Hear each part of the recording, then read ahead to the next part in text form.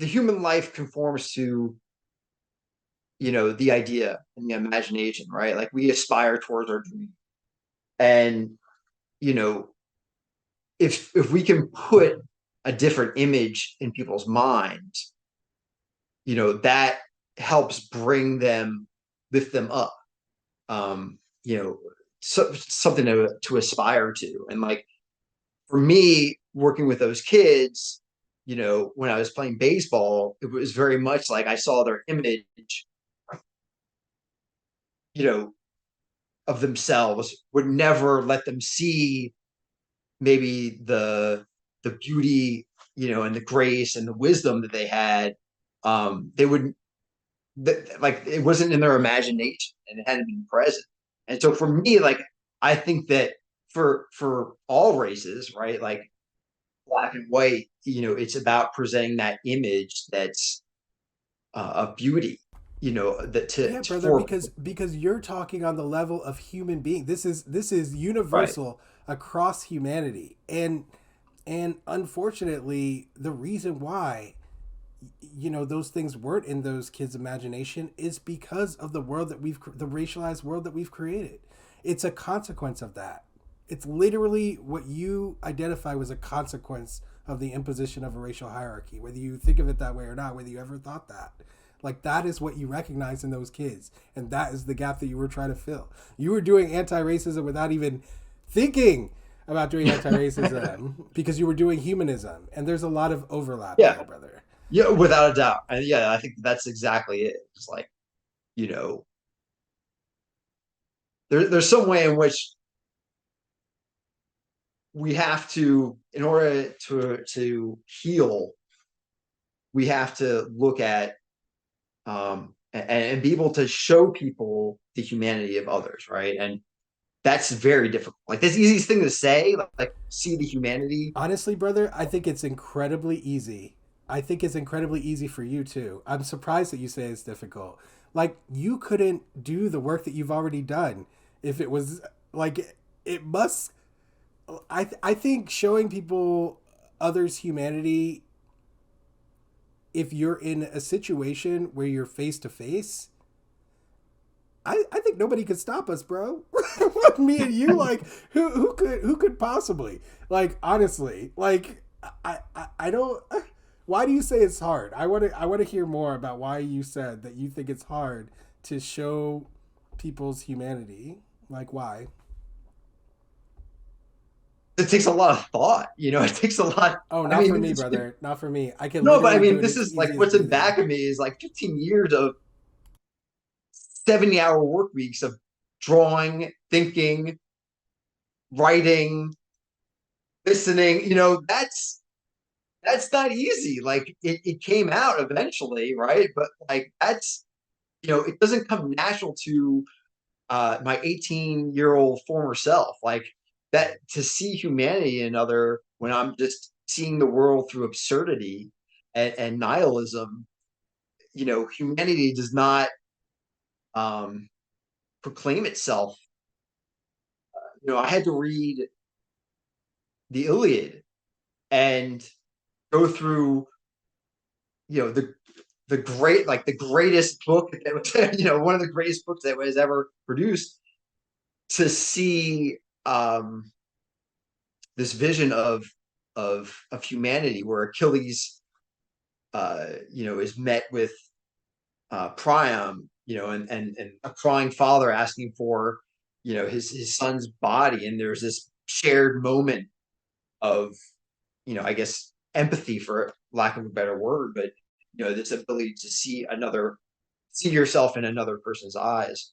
Um, you know, it took that to really make me like, oh my goodness, like wow, there's humanity in all of us.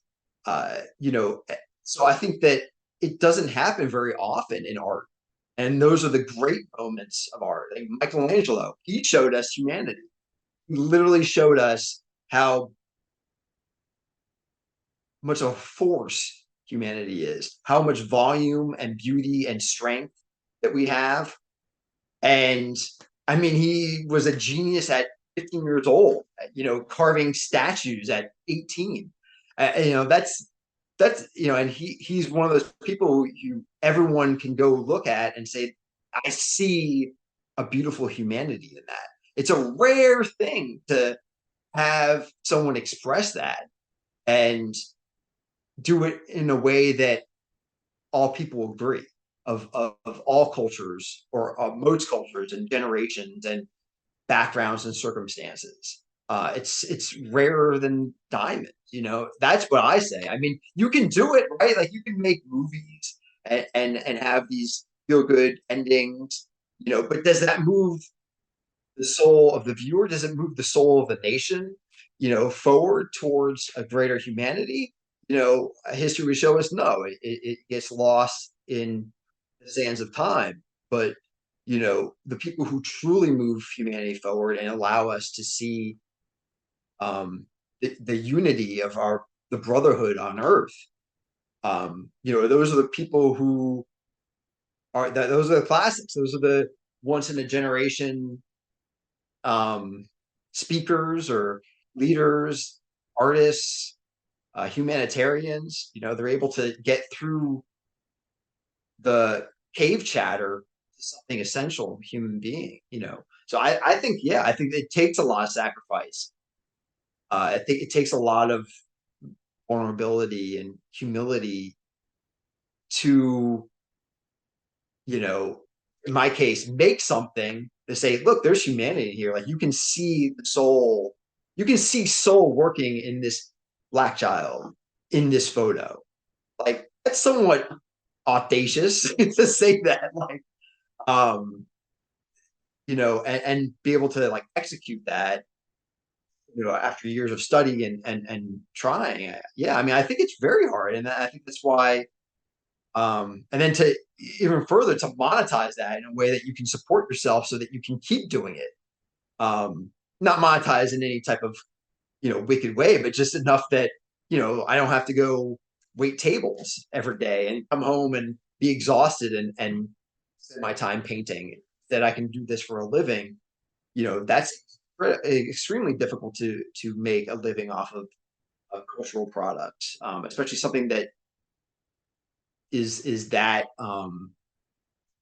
audacious and not uh, easy to just put your head around. But You yeah, did it, I mean, bro. I You were think passionate. You were committed, and you made it. You got I there. am amazed.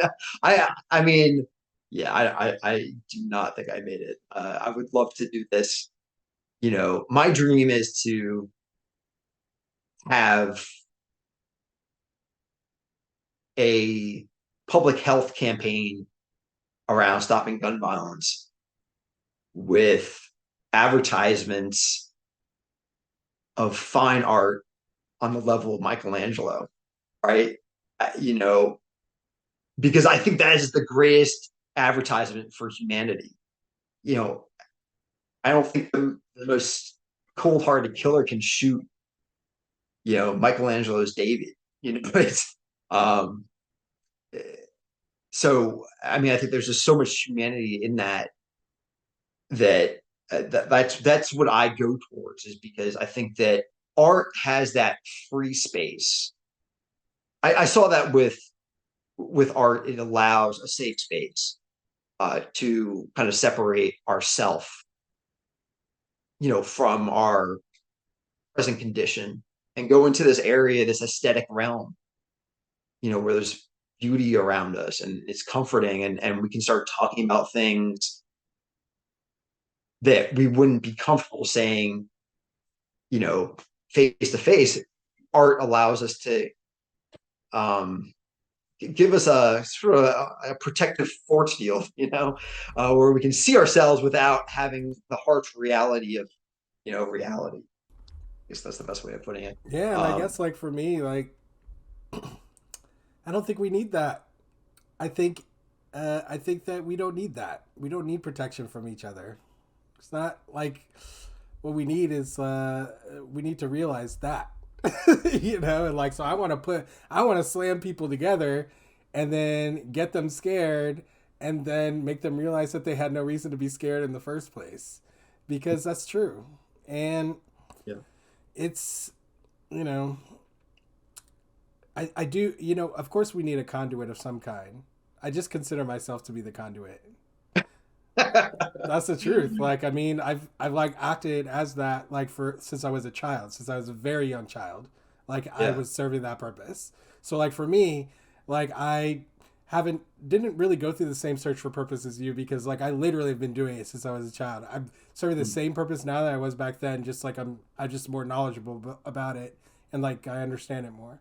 So like yeah, it's just there's definitely like a touch of destiny, if you will, to what I'm doing Yeah. here.